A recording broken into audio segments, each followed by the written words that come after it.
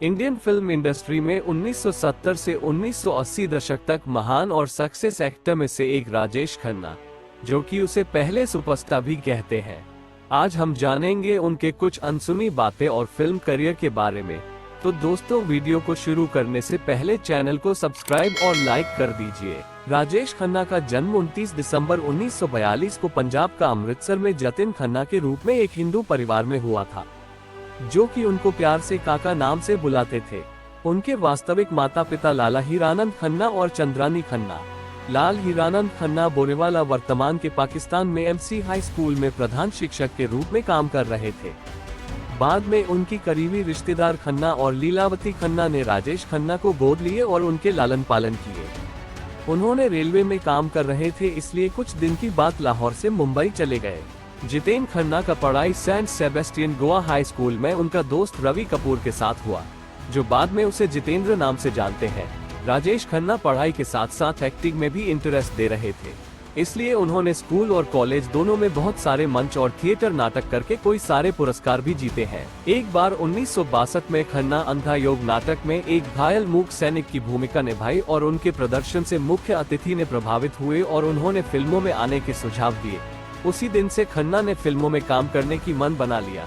जब जतिन खन्ना ने फिल्मों में जाने की फैसला किया तो उनके चाचा के दरबार में उनका पहला नाम बदलकर राजेश खन्ना रख दिया।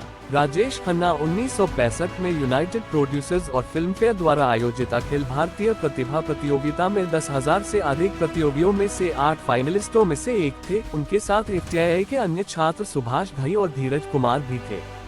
खन्ना ने फरीदा जलाल के साथ प्रतियोगिता जीती। उन्होंने 1966 में चेतन आनंद द्वारा निर्देशित फिल्म आखिरी खत से अपने फिल्मी करियर की शुरुआत की। उसके बाद रविंद्र दवे द्वारा निर्देशित राज 1967 से शुरुआत की। हालांकि आखिरी खत उनकी पहली फिल्म है, लेकिन उनको मुख्य अभिनेता के रूप में पहला ब्रेक 1967 में रविंद्र दवे की फिल्म राज में मिला। हालांकि उनको खुद में बहुत आत्मविश्वास था, लेकिन शुरुआती में कैमरे का सामने बोलने में शर्म आ रहा था। उनकी पहले 3 शॉट्स में उनकी अपनी बॉडी लैंग्वेज और डायलॉग डिलीवरी पर जोर देना पड़ा। ऐसे ही उनको शुरुआती में बहुत मेहनत करना पड़ा। उसके बाद उन्होंने 1967 में औरत और बहारों की सपने में 2 फिल्मों में अभिनय किया, लेकिन दोनों फिल्मों ही बॉक्स ऑफिस में असफल रहा।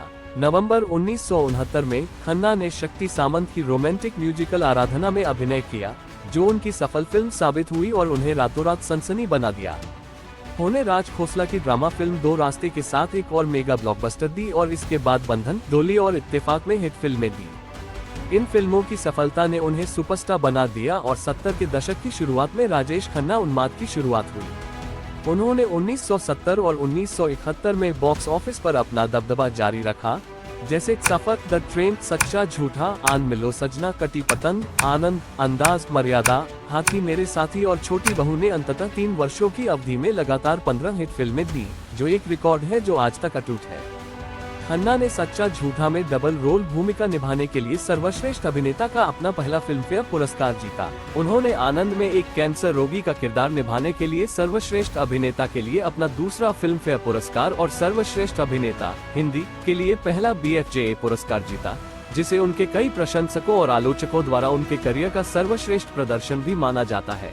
खन्ना ने 1972 में दुलाल गुहा की ग्रामीण ड्रामा फिल्म दुश्मन और शक्ति सामंत की रोमांटिक ड्रामा अमर प्रेम से शुरुआत की, जबकि अमर प्रेम एक हिट थी। अमर प्रेम एक ब्लॉकबस्टर बनकर उभरी और बाद में इसे तमिल, तेलुगु, मलयालम और कन्नड़ में बनाया गया। अमर प्रेम में किसी दुखी विवाह में फंसे एक व्यक्ति और दुश्मन में एक लापरवाह ट्रक ड्राइवर का किरदार निभाने के लिए खन्ना को सर्वश्रेष्ठ अभिनेता श्रेणी के लिए फिल्म फेयर पुरस्कार में नामांकन मिला। उनकी अगली रिलीज एक्शन ड्रामा अपना देश ने भी बॉक्स ऑफिस पर बहुत अच्छा प्रदर्शन किया और अभिनेता के लिए एक और ब्लॉकबस्टर साबित हुई।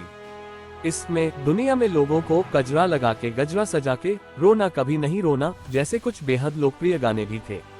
72 के अंत में उनका अद्भुत प्रदर्शन अचानक रुक गया क्योंकि उनकी 6 फिल्में फ्लॉप हो गयीं। ये थी बदनाम फरिश्ते, बावर्ची, जोरू का गुलाम, मेरे जीवन साथी, मालिक और दिल दौलत दुनिया।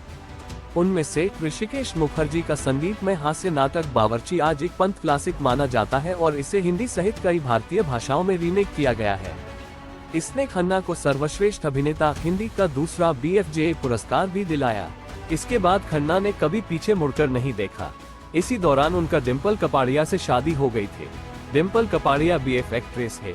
दोनों का 2 बेटी है, ट्विंकल खन्ना और रिंकी खन्ना।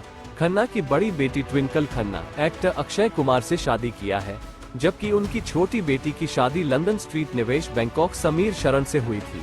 खन्ना और कपाड़िया 1982 में दोनों अलग हो गए। कहते हैं कि दोनों अलग हो गए क्योंकि कपाड़िया अभिनय में लौटना चाहते थे। जब उन्होंने खन्ना से शादी की तो उन्होंने अभिनय छोड़ दिया था, क्योंकि खन्ना चाहते थे कि उनकी पार्टनर एक गृहिणी हो, इसलिए दोनों अलग हो गए। और जून 2012 से खन्ना ने कैंसर से पीड़ित थे। बहुत प्रयास करने के बाद भी उनका तबीयत में सुधार नहीं आया और 18 जुलाई 2012 को मुंबई में उनके बनवेले आशीर्वाद में निधन हो गया और उनका अंतिम संस्कार सह परिवार का उपस्थित में हुआ था। दोस्तों, वीडियो आज के लिए इतना ही। मिलते हैं और एक नई वीडियो में। वीडियो अच्छा लगा तो लाइक और सब्सक्राइब करके सपोर्ट करिए।